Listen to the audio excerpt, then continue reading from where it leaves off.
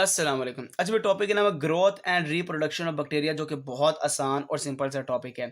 अगर मैं ग्रोथ का वर्ड लेता हूँ तो याद रखना बैक्टीरिया के अंदर जो ग्रोथ है इसका मतलब है इंक्रीज होना नंबर ऑफ बैक्टीरिया।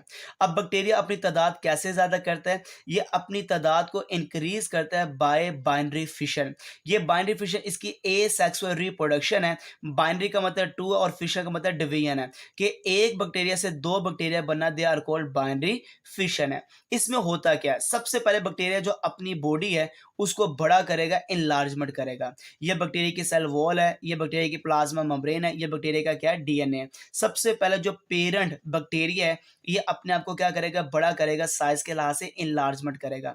उसके बाद यही बैक्टीरिया अपने क्रोमोसोम को एक से दो बना लेगा, डुप्लीकेशन ऑफ क्रोमोसोम्स करेगा। जैसे दो बन जाएंगे, अब अपनी प्लाज्मा मेम्ब्रेन को अंदर की तरफ लेके जाएगा, तो प्लाज्मा मेम्ब्रेन इन्वेजिनेट हो जाएगा, at the centre of cell हो जाएगा। उसके बाद जैसे वो अंदर की तरफ चला जाएगा तो जो क्रोमोसोम एक तरफ चला जाएगा, दूसरा क्रोमोसोम दूसरी तरफ चला जाएगा, तो क्रोमोसोम इवनली क्या हो गए? डिस्ट्रीब्यूटेड हो गए, दोनों तरफ जा चुके हैं। उसके बाद जो बाहर वाली मेम्ब्रेन जो सेल वॉल है वो अंदर की तरफ जाएगी, और जैसे सेल वॉल अंदर की तरफ जाएगी तो एक बैक्टीरिया से दो बैक्टीरिया सेपरेट हो जाएंगे, दो बैक्टीरिया बन जाएंगे। आप इसको कहते हैं बाइनरी फिशन। तो सेल वॉल क्या की? ग्रो की इनवर्ट। जैसे इनवर्ट ग्रो की तो सेपरेट हो गए इनटू टू सेल, दो सेल बन गए। इसका मतलब एक बैक्टीरिया से दो बैक्टीरिया का बनना, they are called binary fission है। यहां से लेकर यहां तक जितना टाइम लेगा था, आप इसको जनरेशन टाइम का नाम देते हैं। मतलब the time interval until the completion of next division. ये जितना टाइम पीरियड लगाता है, आप इस टाइम पीरियड को नाम देते हैं, they are called generation time है। एक जो बैक्टीरिया है उसकी पूरी जो उम्र है, उसकी पूरी उम्र को डिवाइड किया गया चार फेजेस के अंदर। पहले फेज का नाम है लैग फेज, उसके बाद लॉग फेज, उसके बाद स्टेशनरी फेज, और उसके बाद आता है डिक्लाइन फेज। याद रखना सबसे पहला जो फेज है बैक्टीरिया का, जो जवानी का वक्त होता है, जिसमें नो ग्रोथ, कोई ग्रोथ नहीं करता, अपनी नस्ल नहीं बढ़ाता, सिर्फ तैयारी करता है अपने देम सेल्फ फॉर डिवीजन के आगे वो डिवाइड हो सके। वो जो तैयारी वाला फेज है, देयर कॉल्ड लैग फेज है।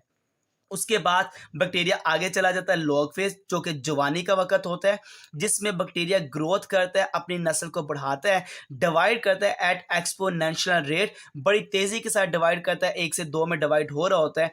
ये लॉग फेज है।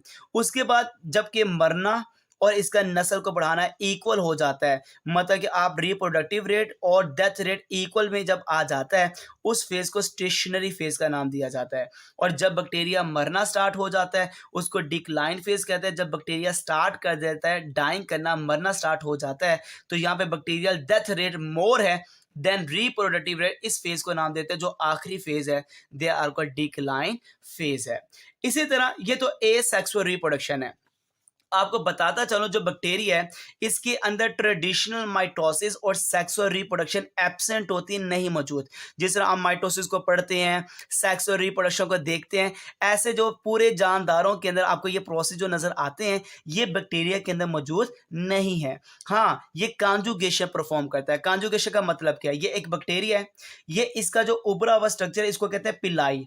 इस बैक्टीरिया के पास एक एक्स्ट्रा क्रोमोसोमल डीएनए है, इसका नाम प्लाज्मिड है। इसके पास एक्स्ट्रा क्रोमोसोमल डीएनए प्लाज्मिड मौजूद नहीं है। अब सबसे पहले दोनों बैक्टीरिया आपस में जुड़ते हैं इस पिलाई की मदद से, और एक दोनों के दरमियान कनेक्शन बन जाता है। फिर ये जो एफ पॉजिटिव वाला जिसके पास प्लाज्मिड मौजूद है, ये इसकी कॉपी बनाता है और एक कॉपी यहाँ पे ट्रांसफर कर देता है एफ नेगेटिव की तरफ, जहाँ पे प्लाज्मिड मौजूद नहीं है। जब यहाँ से एक चला जाता है इस तरफ, तो ये भी एफ पॉजिटिव बन गया, ये भी एफ पॉजिटिव बन गया। आप इस प्रोसेस को नाम देते हैं जिससे प्लाज्मिड एक बैक्टीरिया से दूसरे बैक्टीरिया में ट्रांसफर हुआ है, दे आर कॉल्ड कॉन्जुगेशन है।